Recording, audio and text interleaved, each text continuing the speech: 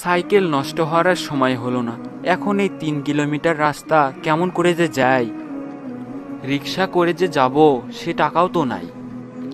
প্রথম অর্ডারটা নিয়েই যতগুলো গালি খাইলাম, এইবার যে আরও কি হবে, কত দেরি হচ্ছে। আঙ্কেল আঙ্কেল, আপনার নামে একটা খাবারের অর্ডার আছে। খাবারের অর্ডার তো ছিল 3 ঘন্টা আগের। এতক্ষণ পরে তুই কই থেকে হাজির হলি?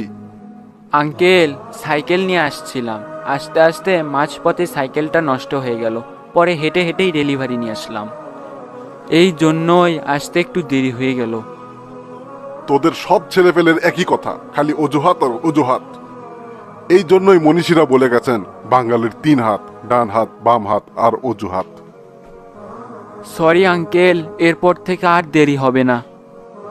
এরপর আর অর্ডার দিলে তো দেরি করবি, তোদের কোম্পানিতে আর অর্ডারই করবো না। তাড়াতাড়ি তুই আমার চোখের সামনে থেকে দূর হ। বন্ধু, তোর চাকরি কেমন চলছে? আজকেও যে তোর মন খারাপ। শুনছি ডেলিভারি ম্যানেরা নাকি ভালো বকশিস পায়, তো তুই কেমন বকশিস পাচ্ছিস? আর বকশিস, অভাগা যেদিকে তাকায় সেদিকে সমুদ্রও শুকিয়ে যায়।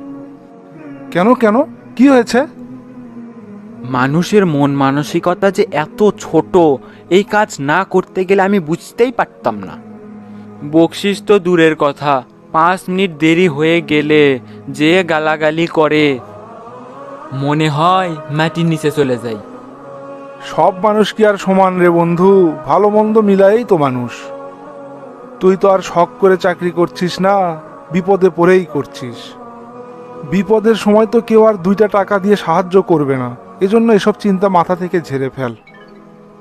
ঠিকই বলেছিস, তাছাড়া তো আর কোনো উপায় নেই। চল চল চল, ক্লাসে যাই, ক্লাসের সময় হয়ে গেল। স্যার স্যার, আপনার নামে একটা খাবারের অর্ডার ছিল, একটু দেরি হয়ে গেল, কিছু মনে করবেন না। ঠিক আছে ঠিক আছে, একটু দেরি হয়েছে তো কি হয়েছে, এটা কোনো ব্যাপার না।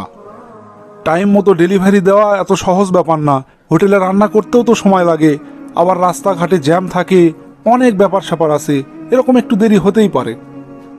স্যার, অন্যদের ওখানে 5 মিনিট দেরি করে গেলে কত কথা শোনায়, আর আপনার এখানে আমি 30 মিনিট দেরি করে আসলাম, তাও আপনি কিছু বলছেন না।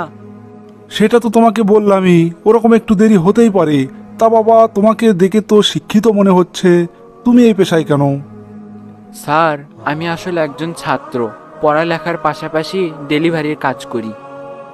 স্যার, হঠাৎ আমার বাবা বেকার হয়ে যাওয়ায় আমার পড়ালেখা বন্ধ হয়ে যাবার উপক্রম হয়েছিল।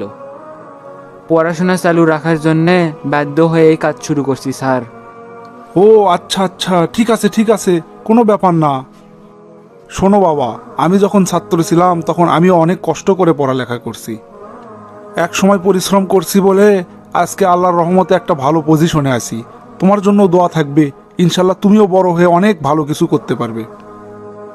জি স্যার, আপনি আমার জন্য দোয়া করবেন। অবশ্যই অবশ্যই, তোমার জন্য আমার অনেক দোয়া থাকবে। আসলেই আমার বন্ধু ভুল কথা বলেনি, হাতের 5 আঙ্গুল কখনো সমান হয় না। সমাজে যেরকম খারাপ মনের মানুষ আছে, ঠিক সেই রকমই ভালো মনের মানুষও আছে।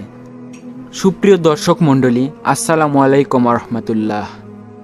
আমার মতো অসংখ্য ছেলেরা এরকম ডেলিভারির কাজ করে নিজেদের পড়াশোনা চালায়।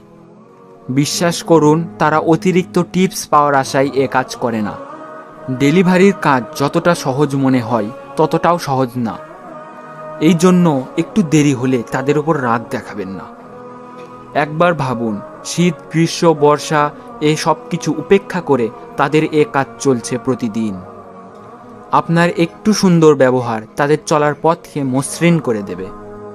তাই আসুন, শুধু ডেলিভারি ম্যানই নয়, সব মানুষের সাথে সব সময় ভালো ব্যবহার করার চেষ্টা করি।